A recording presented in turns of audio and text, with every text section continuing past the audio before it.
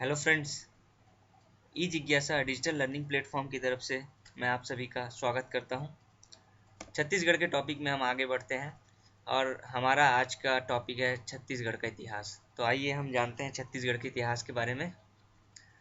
छत्तीसगढ़ के इतिहास में हम यहाँ पे मुख्य रूप से देखेंगे प्राग ऐतिहासिक काल, वैदिक काल, बुद्ध काल, मौर्य एवं सातवाहन और गुप्त काल।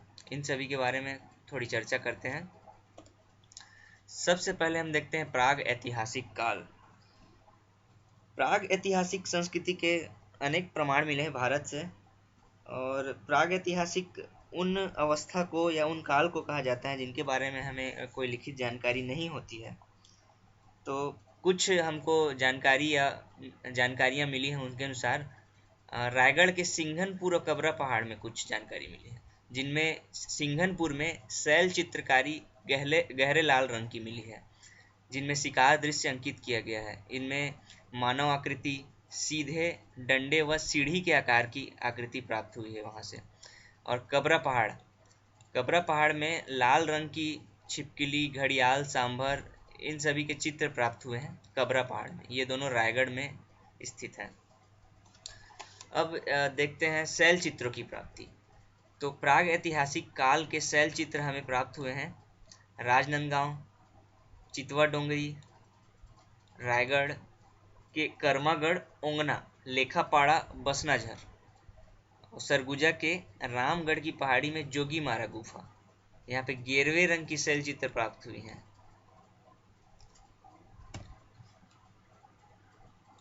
औजार के बारे में बात करें तो ये पाषाण युग के औजार हमें मिले हैं महानदी घाटी और सिंघनपुर, रायगढ़ जिले के अंतर्गत।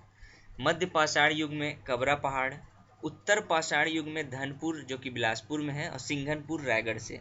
नव पाषाण युग के औजार मिले हैं चित्रित हथौड़े जो कि अर्जुनी दुर्ग में है, बोनटीला, चितवा डोंगरी यह राजनांदगांव में है और टेरम रायगढ़ में यहाँ से मिले हैं। और महापाषाण स्मारक शव दफनाने के लिए बड़े शिलाखंड का प्रयोग करते थे। यह हमें मिला है धनोरा दुर्ग से। उत्खनन से लगभग 500 स्मारक प्राप्त हुए हैं। और काष्ठ स्तंभ बस्तर से वीर नायकों के सम्मान में स्थापित यह बस्तर के चित्रकूट, तारागांव, चिंगेनार, दिलमिली और मसेनार इन सभी जगहों से प्राप्त हुए हैं। अब देखते हैं वैदिक युगीन छत्तीसगढ़। वैदिक युग में क्या था, क्या रहा, इन सब के बारे में जानते हैं। सबसे पहले देखते हैं रामायण काल। तो रामायण काल में विंध्य पर्वत के दक्षिण में कौशल नामक एक शक्तिशाली राजा हुआ करता था और इसी क्षेत्र के कारण इसका नाम कौशल पड़ा। राजा भानुमंत की पुत्री कौशल्या हुई। इसी वंश में, कौशल राजा के वंश में राजा भानुमंत, उसकी पुत्री कौशल्या हुई। और कौशल्या राजा दशरथ की 3 रानियों में प्रथम एवं राम की माता थी। तो दशरथ के राज्य में शामिल हो गया कौशल। क्यों? क्योंकि भानुमंत का कोई पुत्र नहीं था, तो उसे दशरथ के राज्य में शामिल करना पड़ा। राम का 14 वर्ष का वनवास इसी क्षेत्र के अंतर्गत आता है। शिवनी रायन में सबरी के बेर श्री राम जी ने खाए थे, सबरी के बेर। और खरोद भी रामायण काल से संबंधित है। यहाँ पे लक्ष्मण द्वारा शिवलिंग पूजा किया गया था। लव कुश का जन्म तुरतुरिया में हुआ है जो कि 12वां पारा बलौदा बाजार जिले के अंतर्गत है। और लव उसके पश्चात उत्तर कौशल के शासक बने और कुश दक्षिण कौशल के शासक बने। छत्तीसगढ़ दक्षिण कौशल का हिस्सा रहा। इसे दक्षिण कौशल कहते थे जो भी। महाभारत काल में कौशल, प्राक कौशल, कांतार राज्य, बस्तर क्षेत्र को कांतार राज्य कहते थे, इन क्षेत्र का उल्लेख मिला है महाभारत कालीन। यहाँ पे ऋषभ तीर्थ जो कि गुंजी में है, शक्ति के निकट, जांजगीर चांपा के जिला के अंतर्गत आता है, यह महाभारत काल से संबंधित है। मणिपुर, रतनपुर का पुराना नाम, यहाँ का शासक मोरध्वज था।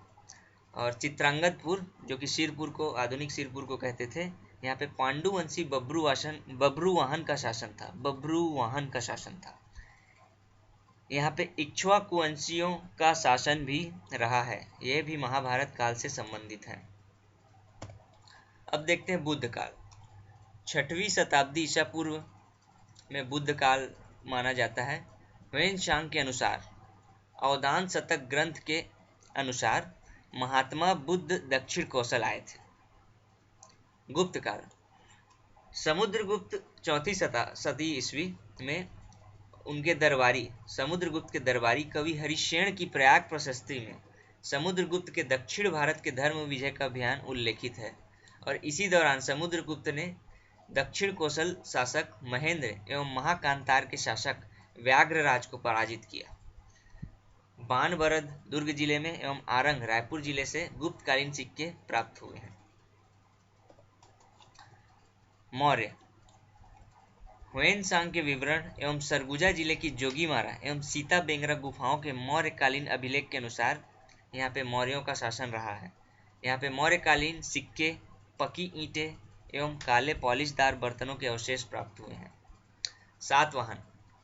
सातवाहन कालीन सिक्के बिलासपुर से प्राप्त हुए हैं। ह्वेन-त्सांग के अनुसार दार्शनिक नागार्जुन दक्षिण कौशल की राजधानी के निकट निवास किए हैं और इसके पश्चात मेघवंश का भी नियंत्रण रहा है।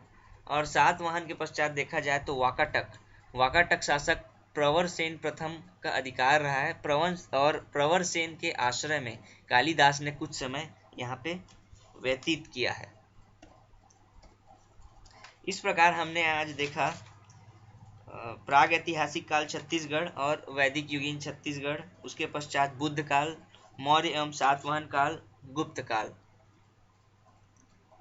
वाकाटक वंश के लिए भी हमने देखा। इस प्रकार यहाँ पे आज का टॉपिक हमारा समाप्त होता है। आगे हम स्थानीय राजवंशों के बारे में अगले स्लाइड्स में, अगले वीडियो में हम देखेंगे।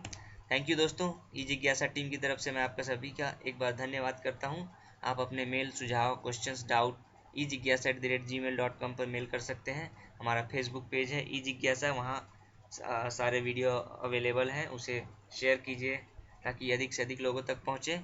हमें ट्वीट करने के लिए जाएं @e_jigyasa। ये सारे इन्फॉर्मेशंस, वीडियोस हमारे www.ejigyasa.blogspot.in वेबसाइट पे अवेलेबल है।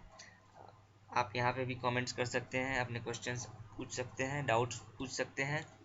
धन्यवाद दोस्तों।